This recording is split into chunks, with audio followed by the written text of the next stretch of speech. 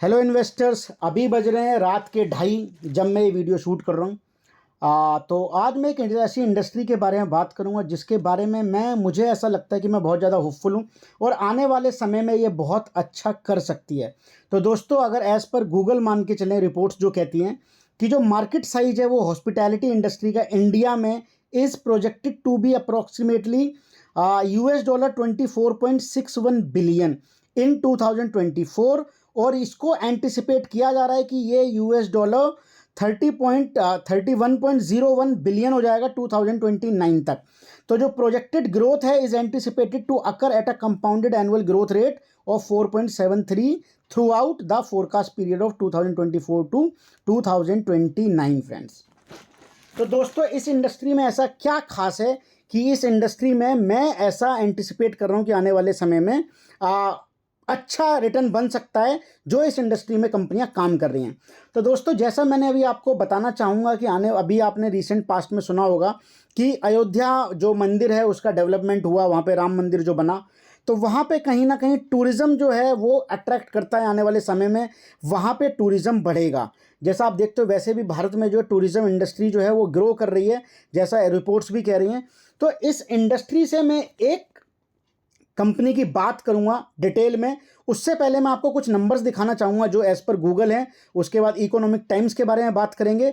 जो Thomas cook एक company है, उन्होंने भी कुछ डिटेलिंग की हुई है, मैं उसके बारे में बात करूंगा। उसके बाद हम कंपनी की डिटेल एनालिसिस करेंगे।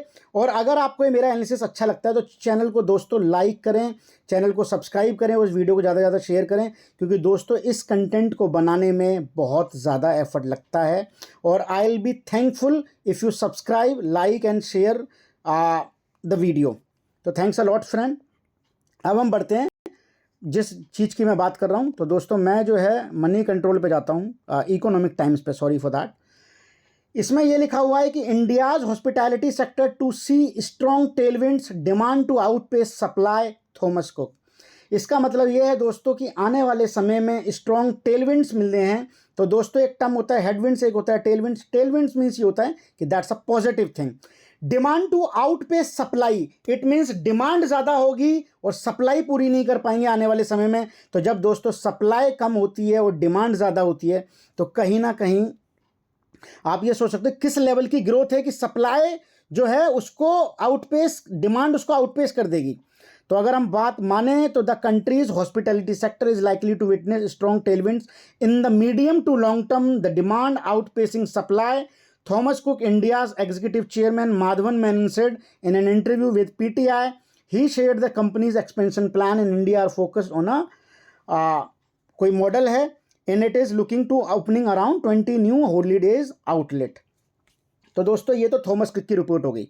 मैं जिस कंपनी के बारे में बात करने वाला हूं उसके बारे में डिटेलिंग करते हैं। उससे पहले एक टर्म और यूज होता है दोस्तों कि एक्चुअली होटल इंडस्ट्री में क्या है, क्लासेज हैं होटल्स की। तो एक इकोनॉमी होटल्स होता है, उसके बाद मिड स्केल होटल्स आते हैं, उसके बाद अपर मिड स्केल आते हैं, उसके बाद अप स्केल आते हैं, उसके बाद अपर अप स्केल आते हैं, then luxury comes in the picture. तो एक्चुअली इसमें होता क्या है दोस्तों, उसका मैं थोड़ा सा आपको ब्रीफ करना चाहूँगा कि ज़्यादातर होटल्स में किंग साइज रूम ही होते हैं। तो ये तो फर्स्ट दैट इज़ समथिंग, ये प्रायोरिटी ये आपको देने पड़ते हैं।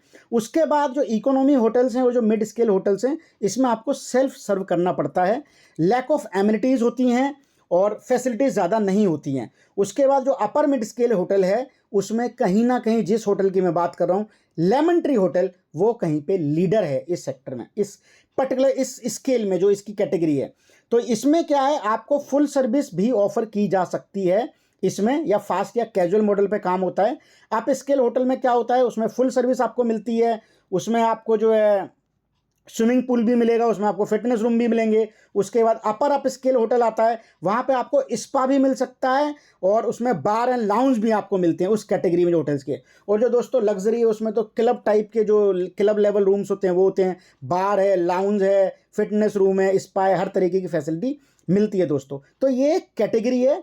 लेमन ट्री होटल जो है वो अपर मिड स्केल होटल में, इकोनॉमी जो होटल्स हैं उसमें कहीं ना कहीं लीडर है दोस्तों। तो दोस्तों, वहीं पे अब हम जाते हैं, ज़्यादा टाइम ना वेस्ट करते हुए मैं स्टॉक स्क्रीनर की स्क्रीन पे चला जाता हूँ और मैं लेमन ट्री होटल के बारे में बात कर रहा हूँ दोस्तों।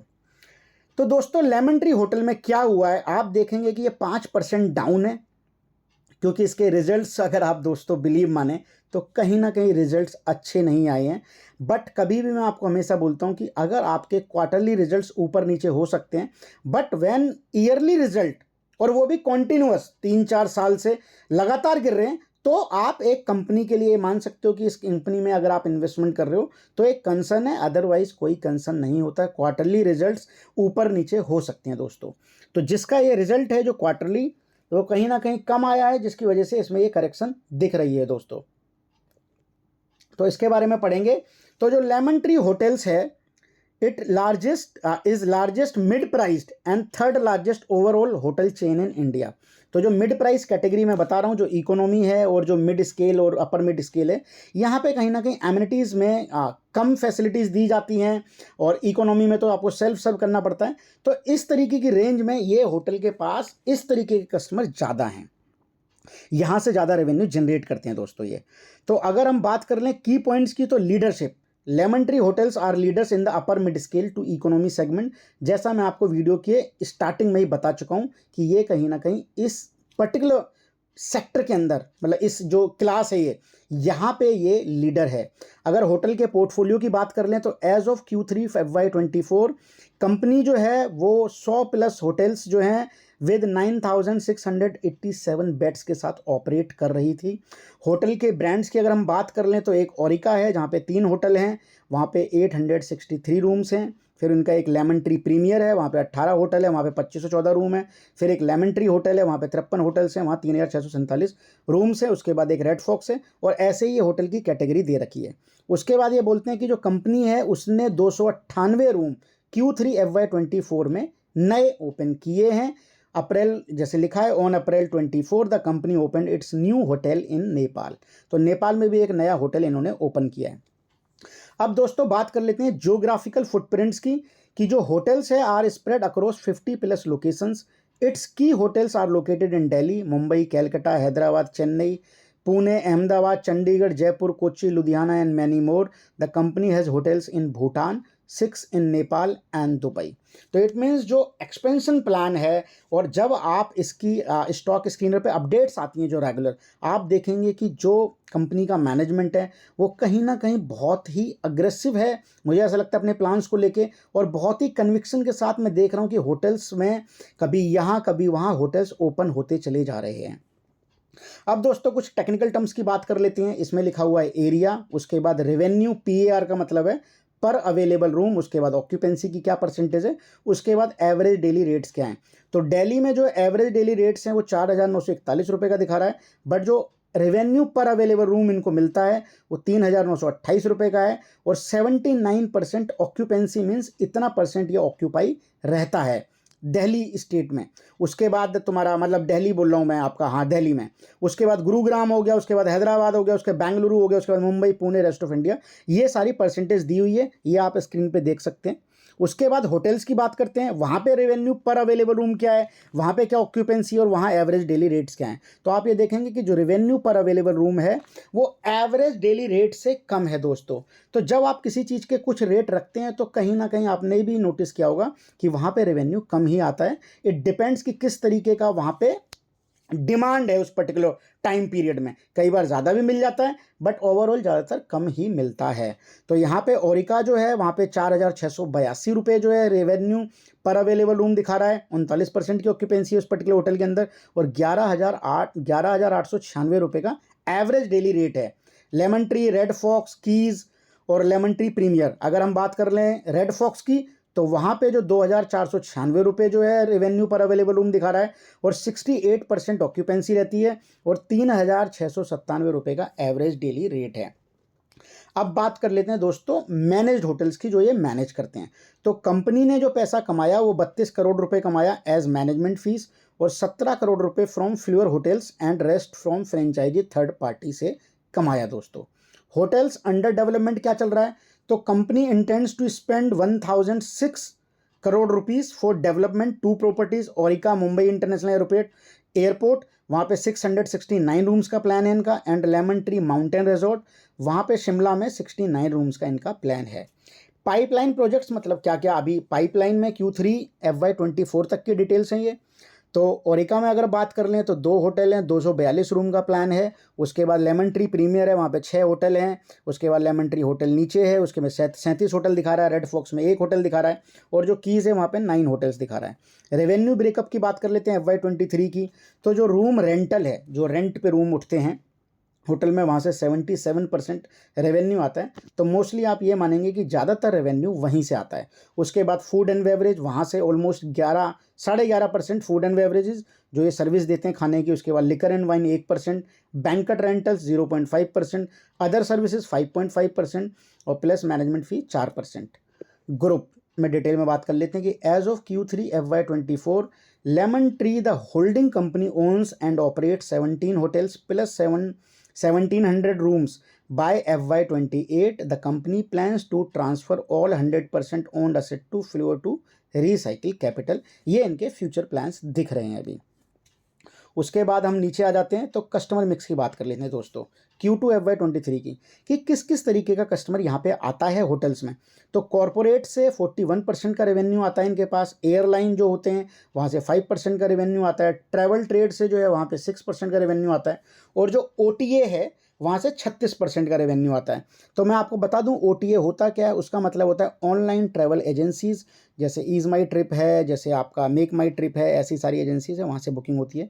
वेब मतलब वेबसाइट से 2% का रेवेन्यू आता है। और अदर FIT जो लिखा हुआ है 10% का रेवेन्यू वहाँ से आता है।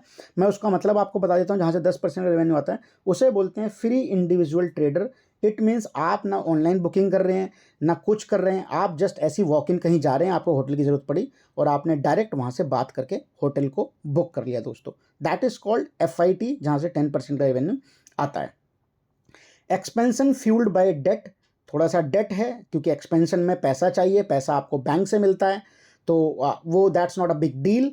बट अगर कंपनी रेवेन्यू कमाती है और अगर वो डेट ले रही है बट रेवेन्यू भी कमा रही है, एक्सपेंशन भी कर रही है, प्रॉफिट भी बढ़ रहा है, तो मुझे ऐसा लगता है कि आने वाले समय में it's not a big deal, company उस डेट को पे कर सकती है।